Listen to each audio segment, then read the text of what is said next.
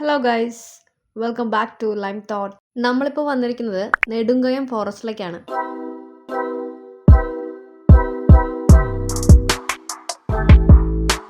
മലപ്പുറം ജില്ലയിലെ നിലമ്പൂരിൽ നിന്ന് ഏകദേശം 15 കിലോമീറ്റർ മാറിയിട്ടാണ് നെടുങ്കയം ഫോറസ്റ്റ് ഉള്ളത്.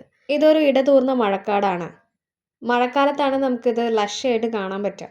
നീലഗിരി ബയോസ്ഫിയർ റിസർവിൻ്റെ ഭാഗമായിട്ടുള്ള സമ്പന്നമായ ജൈവവൈവിധ്യമാണ് ഇവിടെ ഉള്ളത്. വന്യജീവികളെ നോക്കുകയാണെങ്കിൽ ആന, കാട്ടുപോത്ത്, കടുവ, മാൻ, 200-ലധികം പക്ഷികൾ എന്നിവയിൽപ്പെട്ട വൈവിധ്യമാർന്ന ജൈവലോകമാണ് ഇവിടെ ഉള്ളത്. ലോകത്തിലെ ഏറ്റവും പഴക്കം ചെന്ന തേക്കുതോട്ടം സ്ഥിതി ചെയ്യുന്ന സ്ഥലം കൂടിയാണിത്. 1840 ബ്രിട്ടീഷുകാർ 2.3 ഹെക്ടറിലാണ് ഈ ഒരു തേക്കുതോട്ടം സ്ഥാപിച്ചത്.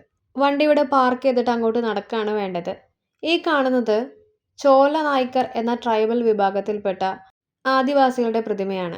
ഈ പുഴയ്ക്ക് മുകളിലായിട്ട് കൊളോണിയൽ കാലത്ത് പണി കഴിപ്പിച്ച ഒരു ഇരുമ്പ് പാലം കാണാൻ പറ്റും.